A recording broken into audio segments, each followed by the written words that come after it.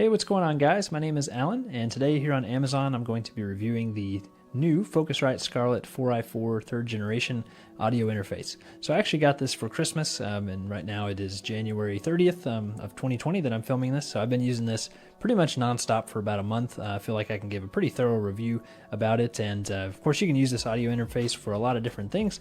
I'm using it mainly for like music production and also recording audio for YouTube videos. So it's really versatile, and I've been super happy with it, so I wanted to go ahead and share a review about kind of my experience with it. And I'll be talking about the build quality, the features, also the included software. So I'll try to do a well-rounded video here, and I'll put timestamps each one of those sections if you guys do want to jump around. Let's go ahead and jump into the review. And let's talk just briefly about the build quality. Guys, the build quality is really good. I really don't have any issues with it at all. Like, it feels very solid. The casing is made out of metal, so that's always nice. The two gain knobs on here are made out of plastic, but the monitor knob and then also the headphone output control are both metal. And then on the bottom of the audio interface, we have these little rubber feet on here that keep it from sliding around very much, so that's really cool. I also really just kind of like the overall aesthetic of it. Like, it looks really clean since it doesn't have nearly as many switches on it like the other second generation did.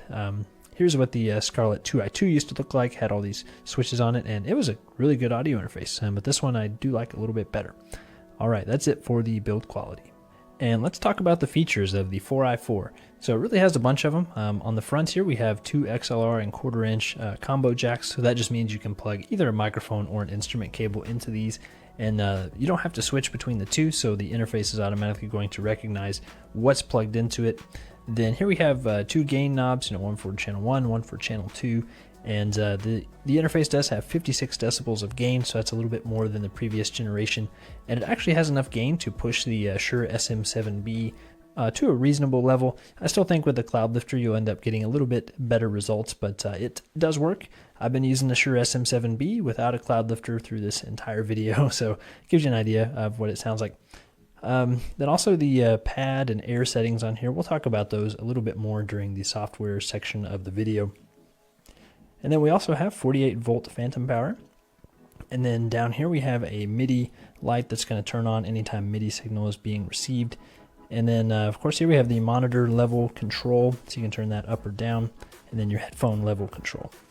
Then on the back we have the security slot, so if you are using this in like a public place or something, like say you're purchasing it for like a school lab or something, you might want that just to keep it from getting stolen. Then you have USB Type-C, and then that's going to plug into USB Type-A that would plug into your computer. And then we have the MIDI in and out. And then we also have 4 line outputs on the back, so you could plug in more monitors if you want.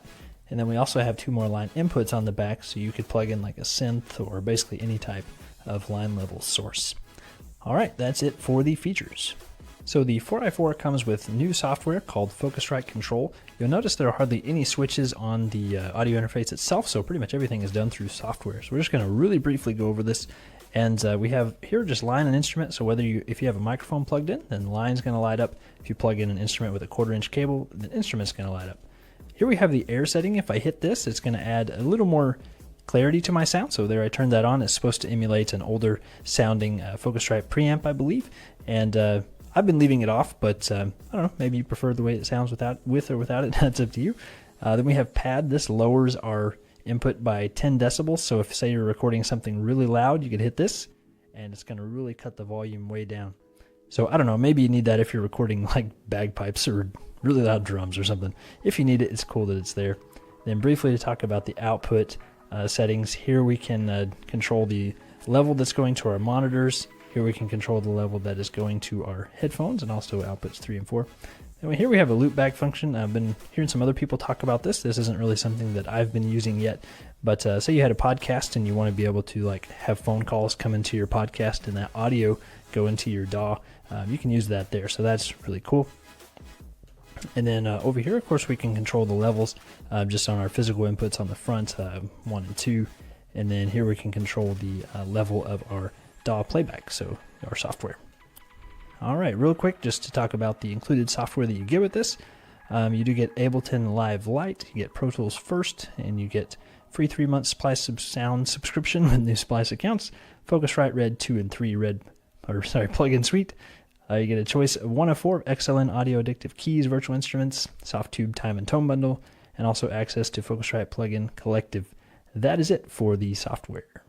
And we're going to go ahead and do some sound tests, and I'm going to let you guys hear an instrumental track that I created. And I got inspiration for this track from a Paul Davids YouTube video called Turn Those Same Old Chords into Something Beautiful. And Paul Davids has a really cool guitar channel, so if you're a guitarist always looking for inspiration and motivation, I highly recommend you check out his channel. So that was what inspired me to make this track. And everything that I recorded was using the Scarlett 4i4 audio interface, and then I also used Pro Tools First, which is one of the free softwares that you get included. So everything was recorded using that, and keep in mind I'm not an audio engineer or a professional music producer or anything like that. I'm just kind of very much like a beginner, kind of amateur in this kind of stuff, but I do really enjoy it a lot.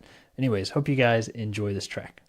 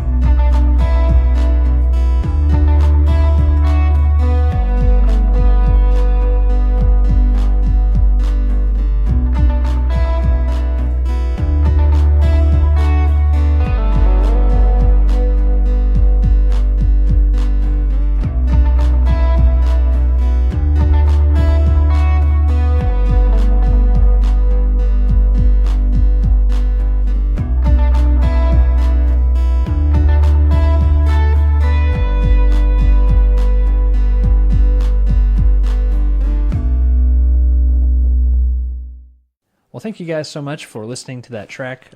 Hopefully that just gives you like a rough idea of what you can do with this thing, and that really just barely even scratches the surface. That was me just kind of playing around with this thing for about an hour. So really the limit on what you can do with this is just going to be your creativity, so you can do a lot with it. I can highly recommend it. I've been using this a lot for YouTube videos, and of course also just kind of recording music for fun, like I said at the beginning of the video. And I do think for the price it is really packed with features, and I can easily recommend it to you guys. This is the best generation of the Scarlett interface so far, so definitely check it out if you're interested. Thanks for watching. I'll see you guys in the next one. An Leute, also wie jeder, wo sich dieses Interface zulegen will, ich kann es nur an Herz legen, also ich bin damit sehr zufrieden. Am Anfang gab es halt natürlich damit Probleme, dass das Synchronbalken hier von Streamlabs mit dem Lautstärkeregler hier nicht genau synchron war. Also wenn ich jetzt hier auf diesen roten Bereich war ich da drüben nämlich, also auf meinem Interface-Bereich hier, bei Mix-Ausgabe, bei meiner Stream-Ausgabe, immer im grünen Bereich nämlich gewesen. Und es war ein technisches Problem. Das heißt nämlich, Amazon kann, der Hersteller hier kann dafür nichts nämlich, sondern es war ein Update-technische Sache gewesen.